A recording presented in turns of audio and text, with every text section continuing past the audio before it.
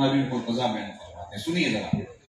हजरत अली मुर्तजा फरमाते हैं कि ये जो इंसानी सांस है, सांस जो है हम ले रहे हैं, ये मौत की तरफ उठते हुए कदम है और हम समझते हैं हम बड़े हो रहे हैं, लेकिन हकीकत में हम छोटे हो रहे हैं। सुभान अल्लाह। जब गिनती उल्टी चलना शुरू हो जाए तो काम बहुत जल्द जीरो पे आता है।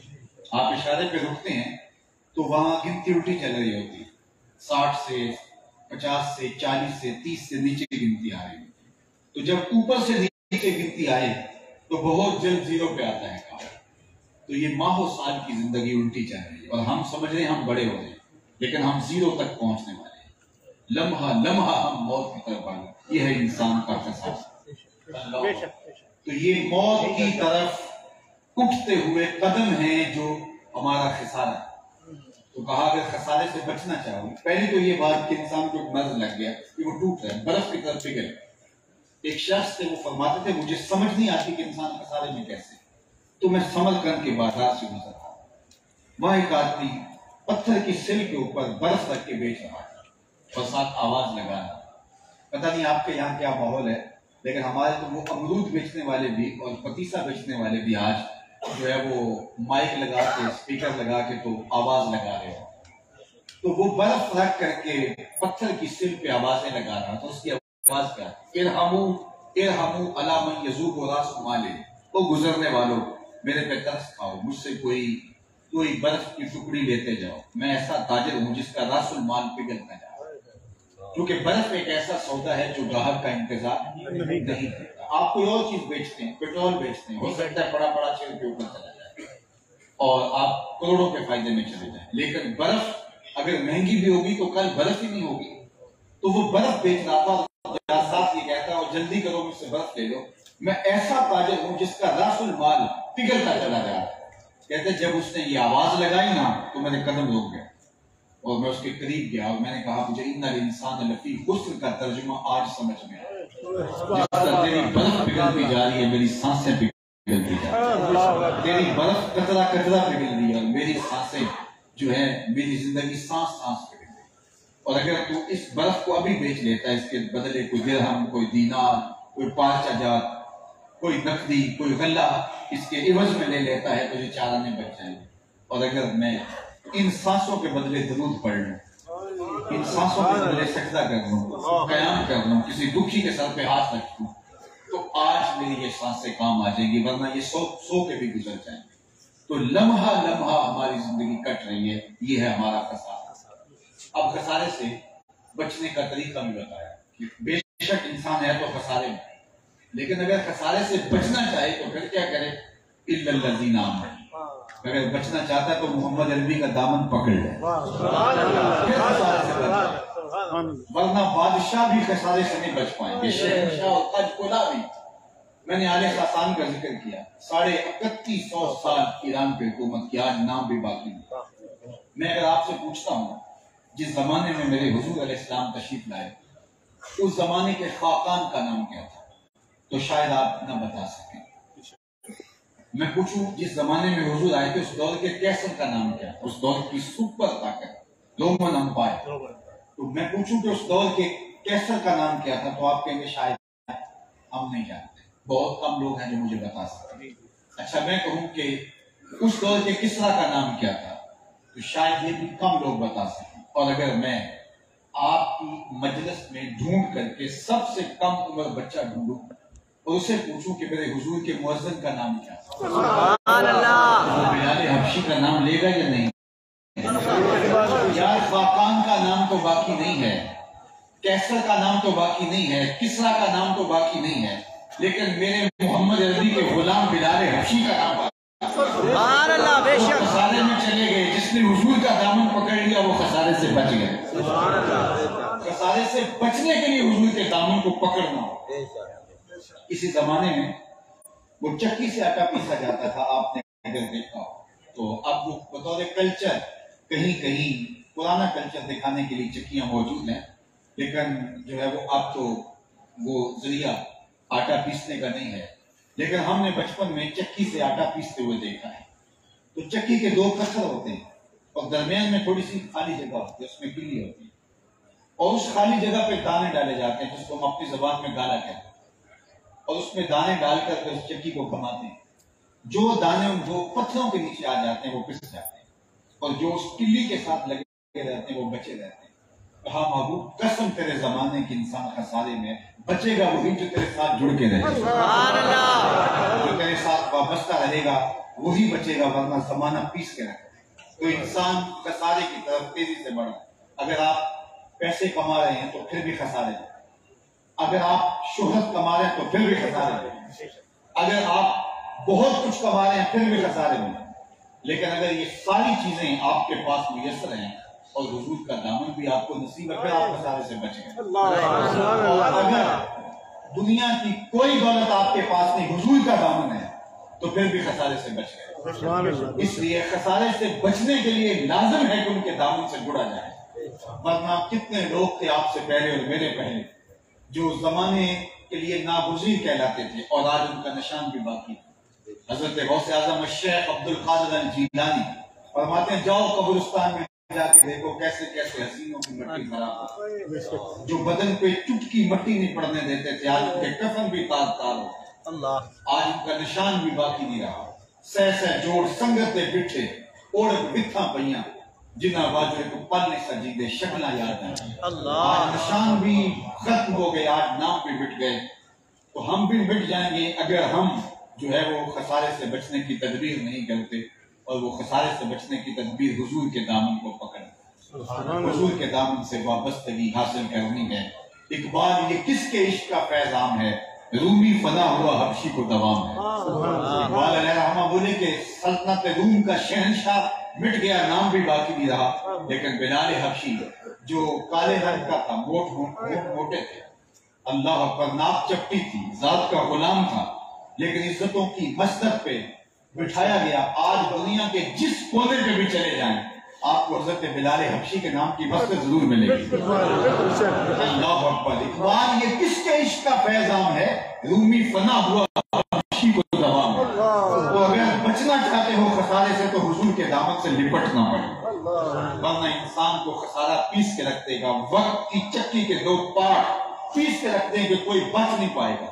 کتنے شہنشاہ، کتنے کچھ گلا اور کتنے شہنشاہ تھے جو زمانے کو کہتے تھے کہ ہمارے بغیر کائنات کا پہیہ ہی نہیں گھوم سکتا. آج کہاں ہے؟ آج ان کا نام بھی باقی نہیں ہے. تاریخ کے اوراق پھٹے ہوئے اوراق میں ان کے نام باقی ہیں، ورنہ ان کے نشان مٹ گئے. لیکن بلال حبشی کا نام بھی باقی ہے، ابو بکر، عمر، عثمان، علی کا نام بھی باقی ہے. اس لیے کہ جو ان سے جڑ گئے وہ مٹنے والے نہیں ہیں، اللہ انہیں سبقرو فرمانے والے. دوسری بات ارشاد فرمائی خسارے سے بچنے کی، ایمان لانے کے بعد اب یہ نہیں ہے کہ ہم مسلمان ہیں بس کافی ہمارے لیے، اور ہم اس پہ مطمئن ہیں کہ ہمارا نام مسلمانوں والا ہے اور ہم مسلمان ہیں. نہیں، ایمان دعویٰ ہے تو اس کی دلیل بھی چاہیے. اور وہ دلیل کیا ہے؟ اِلَّا الَّذِينَ آمَنُوا وَعَمِلُوا الصَّالِحَاتِ.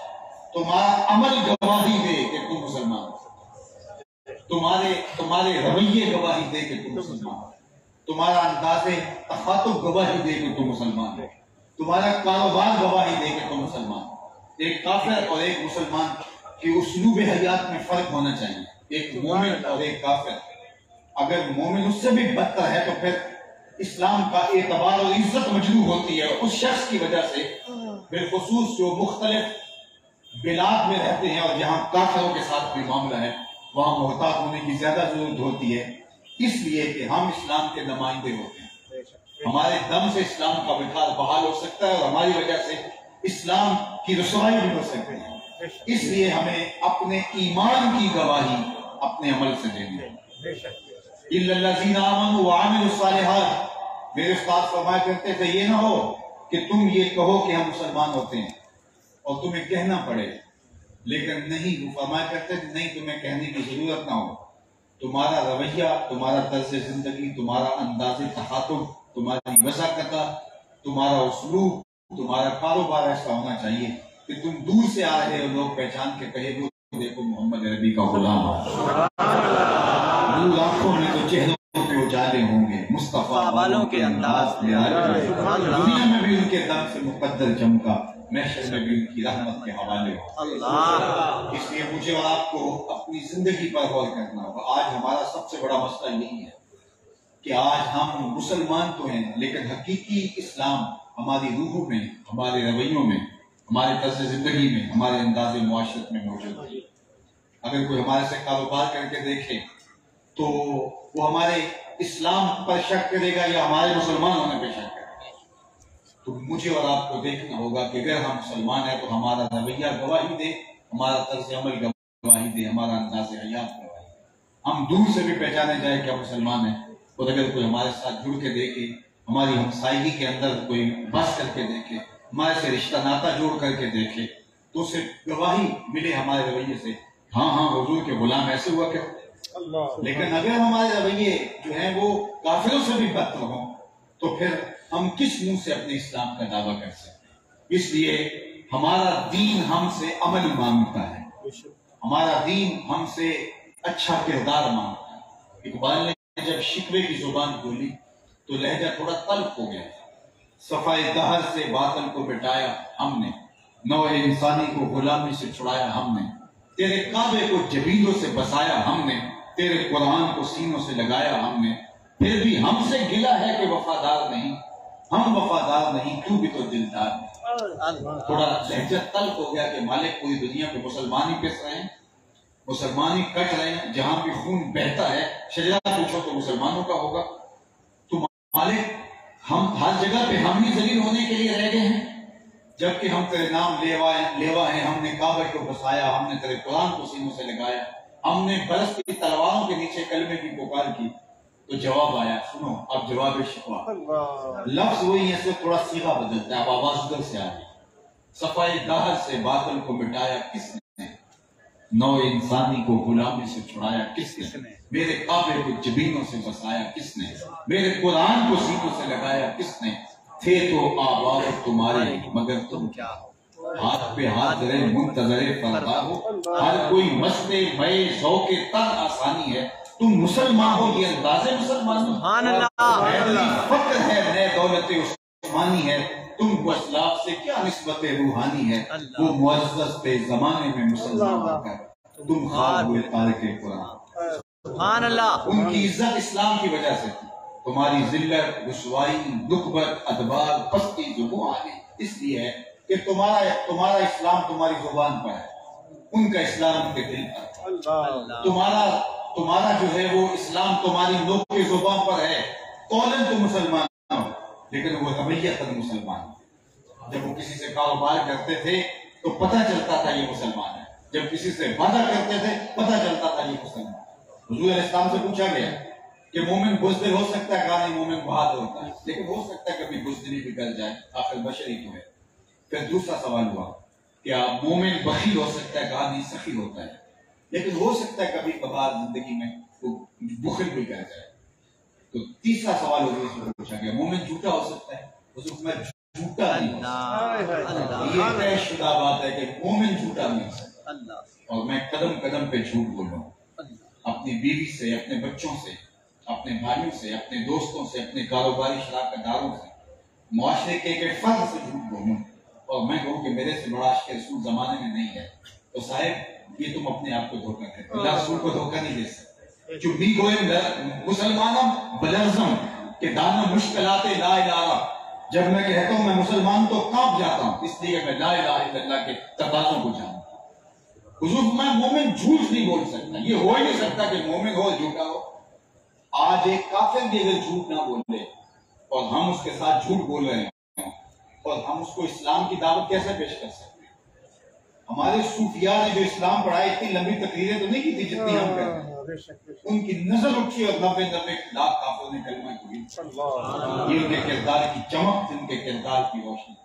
میں ایک اور بات بالخصوص جو بلاد کفر ہیں وہاں کے لوگوں کو خاص طور پہ کہتا ہوں، اور میں آپ سے بھی دہراؤں گا کہ عرب کے تاجر اور عرب کے صوفیاء بزرگ وہ برے صغیر پاک و ہند میں دیگر بلاد میں آئے، یہاں بھی آئے، ملیشیا میں بھی، انڈونیشیا میں، مختلف ممالک کے اندر عرب مشائخ اور عرب تاجر آئے، اور یہاں آنے کی وجہ سے کیا ہوا کہ یہاں کا کفر ٹوٹا، اور ان کے کردار کی وجہ سے، ان تاجروں کی وجہ سے جو تجارت کرنے آئے وہ روٹی روزی کمانے کے لیے تھے، لیکن کردار اتنا ستھرا تھا کہ لوگوں نے اسلام قبول کر لیا۔ ایک زمانہ وہ تھا کہ عرب سے تاجر آئے اور ان کے کردار کی وجہ سے لوگوں نے اسلام قبول کیا. علماء آئے، صوفیاء آئے، ان کے کردار کی وجہ سے لوگوں نے اسلام قبول کیا. آج یورپ میں، امریکہ میں اور دنیا کے مختلف ممالک کے اندر جو تاجرانہ غرض سے مسلمان عرب کے عجم کے وہاں پہنچتے ہیں اور علماء اور بڑے بڑے صوفیاء وہاں جاتے ہیں، تو کبھی جانا ہوتا ہے تو تنہائی میں بیٹھتے ہیں تو سارے یہی کہتے ہیں کہ دعا کرو ہماری اولادیں مسلمان رہ جائیں، یہاں کے ماحول میں ہماری اولادیں مسلمان رہ جائیں. تو ذرا ہم دیکھیں ہم کہاں کھڑے ہیں. ایک زمانہ یہ تھا کہ ہم آئے، ہمارے ابا اجداد، تو وہاں کے کافر بھی مسلمان ہوئے، اور آج یہ زمانہ ہے کہ آج ہم کہتے ہیں ہماری اولادیں مسلمان رہ جائیں.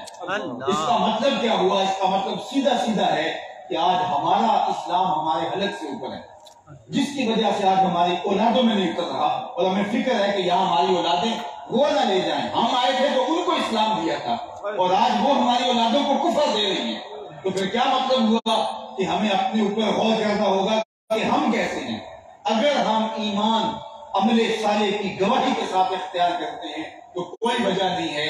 آج دنیا کے اوپر 1 ارب 40-50 کروڑ مسلمان بستے ہیں، اور اگر یہ لوگ دنیا کا 4واں حصہ ہے تو ایک شخص نے 90 لاکھ کافروں کو کلمہ توحید پڑھایا، تو ایک مسلمان صرف 3 کافروں کو کلمہ توحید پڑھا دے تو دنیا کے اوپر کوئی کافر ہی نہ بچے.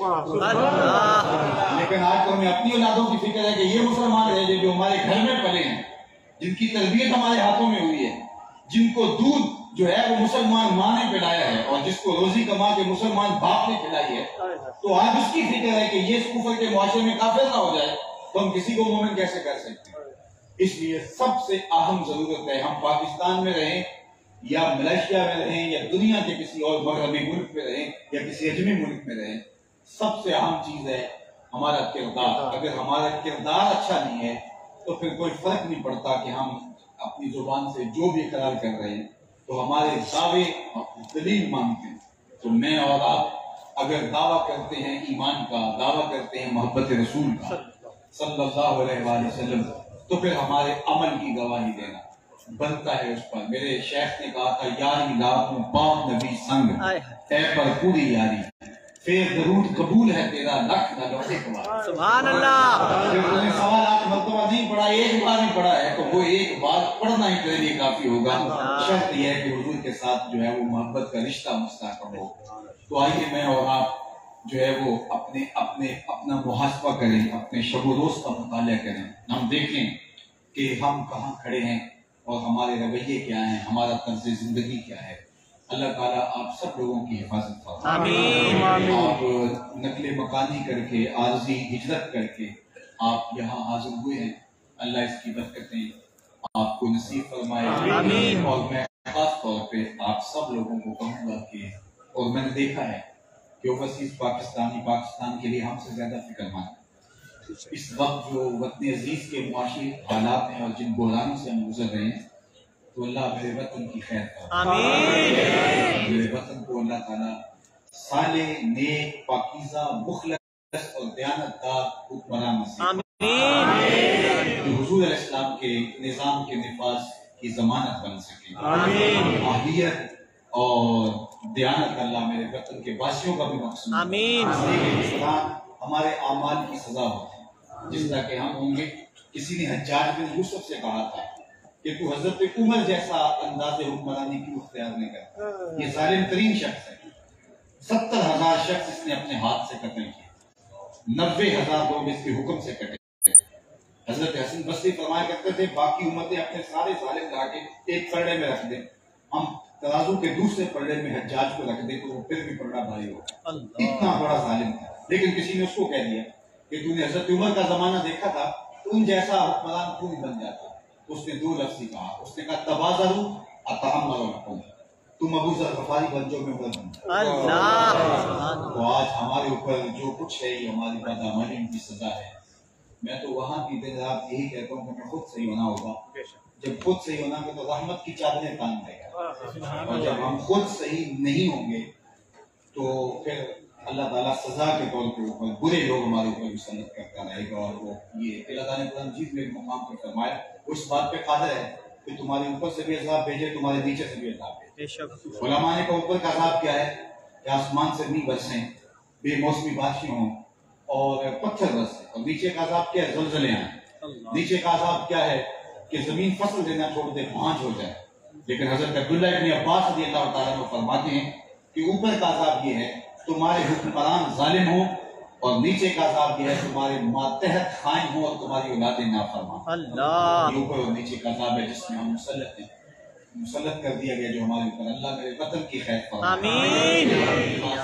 بہت سارے لوگوں نے دعاؤں کا کہا، میرے دل میں تو تھا کہ میں مزید گفتگو کروں، لیکن اپنے ٹارگٹ سے ہم تقریباً جو ہے وہ آگے بڑھ گئے. تو مجھے حضرت نے کہا اور آپ سب یقین میں ہے کہ اس وقت پاکستان معاشی بحرانوں میں مبتلا ہے. تو جس طرح ہر شعبے میں بحران ہے، تو اس طرح ادارت المصطفیٰ کا مرکز سے جڑے ہوئے جو ہے وہ درجنوں ادارے اس وقت وہ بھی سخت مالی بحران میں مبتلا ہیں.